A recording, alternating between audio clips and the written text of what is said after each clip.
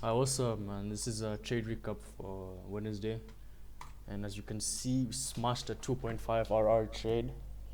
This was in NQ. I'm only trading NQ now, and this was A plus to me. And there was also another A plus setup that Dodgy posted here. That let me just show.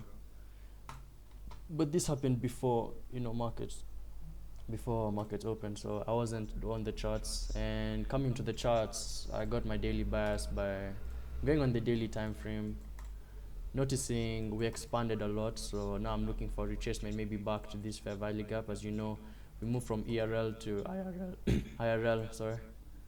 And as you can see, we swept liquidity here, and we formed bearish SMTs with ES. So ES didn't take this. ES formed kind of like equal highs with this, but it wasn't really equal highs. So yeah, we swept this, by ES didn't. So I was looking for another confirmation, and then boom, this is the biggest confirmation that made me know that we were bearish. So we inversed this fair value gap, and we pushed so low. So I was like, okay, let me go to the 1 hour, let me see what the 1 hour is saying. And if you check ES, I'm not gonna check ES right now because that would be time wasting, and I don't wanna keep this short as possible. So ES basically took on the 15-minute, ES took this high, and this high when NQ didn't. So it's showing bearish momentum.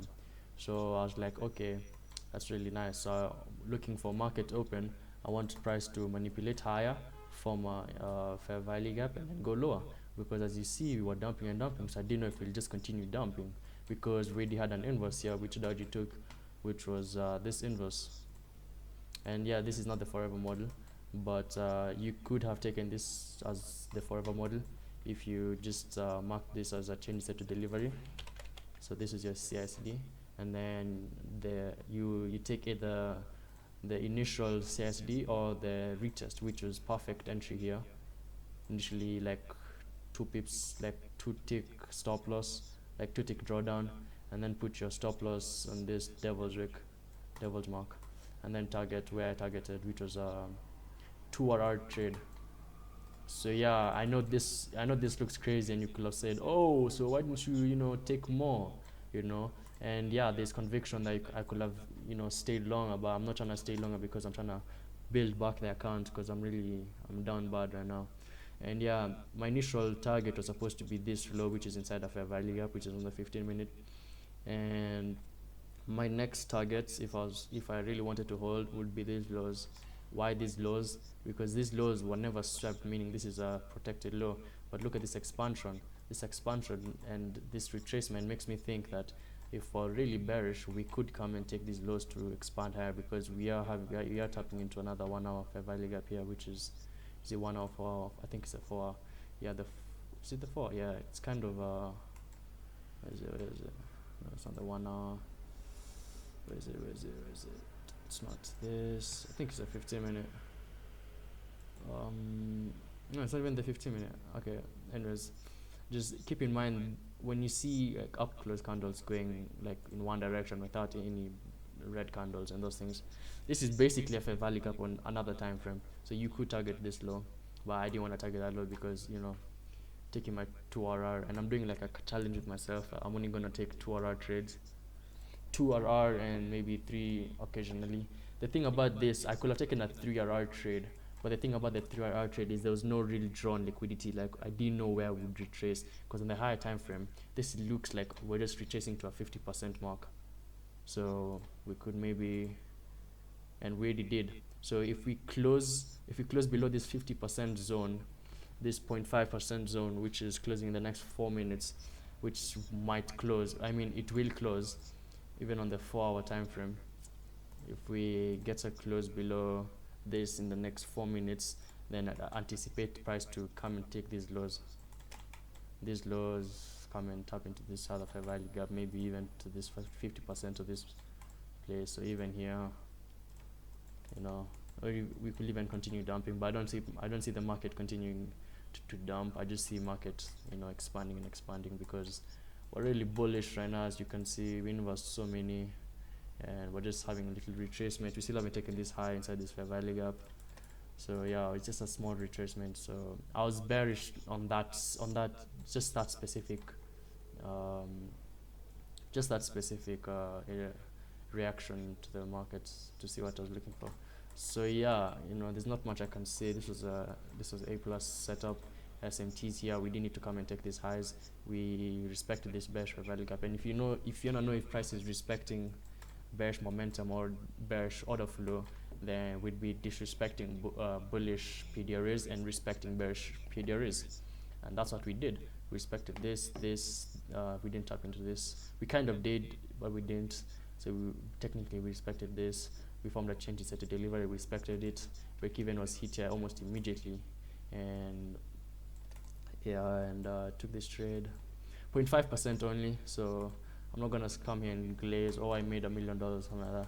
But for me, 0.5 is enough, and it didn't used to be enough. I always used to chase, but now now I'm realizing that I need to stay patient and be consistent.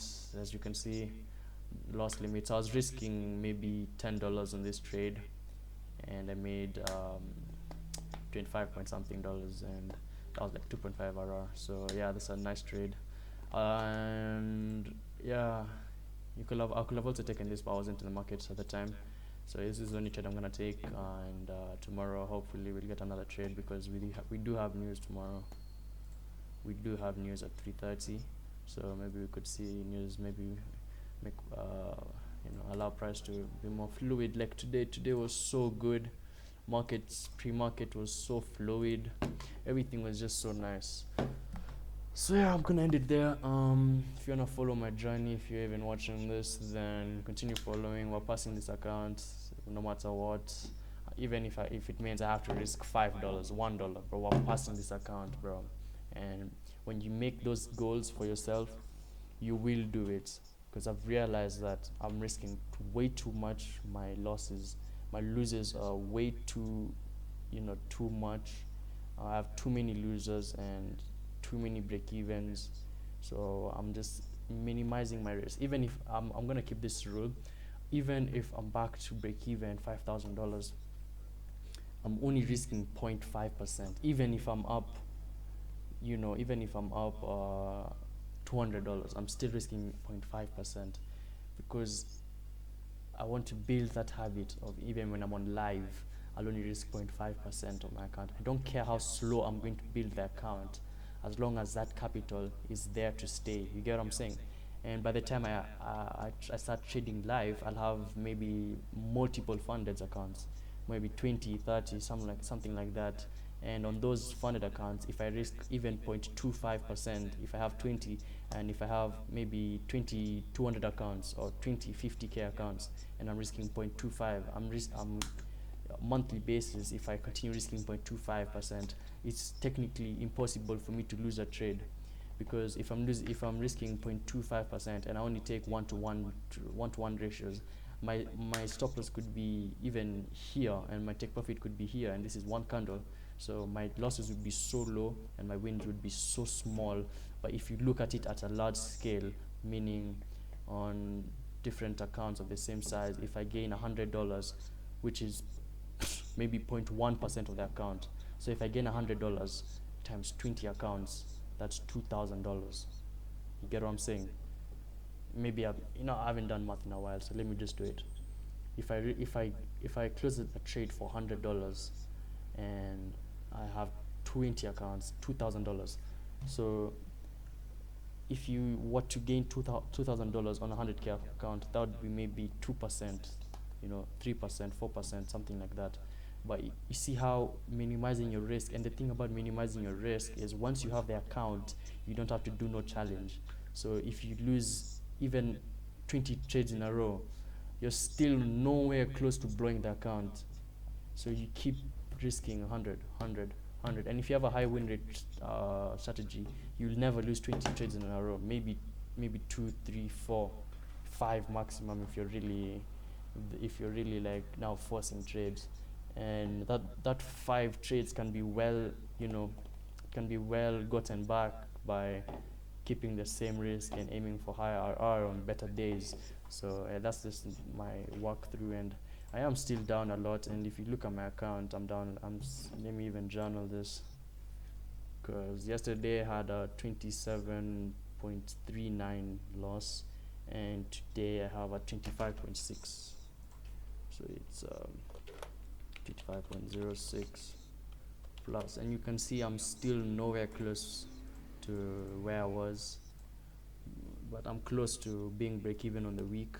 And if I end this week break even, I'll be okay, because there's better days ahead, and that's what I want to believe. So 4,789, and what I want to see happen is maybe even tomorrow I'm here, maybe 95, and then maybe 800. Like here tomorrow, I hope like maybe if I get a winning trade, I'll be up like 700, and maybe even 800, so 4,800. Then Friday 4,820. If I keep adding 20 20 20 20 20, by the time I'm passing the account, maybe I'd be here. And I don't care, I don't care if I'm here compared to all these trades, as long as it's increasing. I don't care how slow it's increasing. I just want to see a steady increase, meaning my strategy is profitable and I'm following my plan and everything is working out the way I want it to work out. So this trade, it took like maybe, let me just not estimate. So here, one, two, three, four, five candles, 5 minutes, boom, 5 minutes, and I'm done. I don't even want to look at the charts anymore. I know there'll be another trade, there'll be maybe a retracement. It's my first win. Oh my days, I've not seen a win since Wednesday, and that was $20, bro. Anyways, yeah, it's just it's a minor step back. You might look at this and you might be like, minor step back, you are up $300. What do you mean minor setback? It's a major setback. Nah, to me this is a minor setback. And if I look at it that way, I promise you, by the time this month or next month ends, I've passed this account. So let me just keep that mentality and move on. So yeah, thanks for watching, if you even watched. So yeah, have a good rest of your week, and have a good rest of your day, and have a good rest of your trading journey.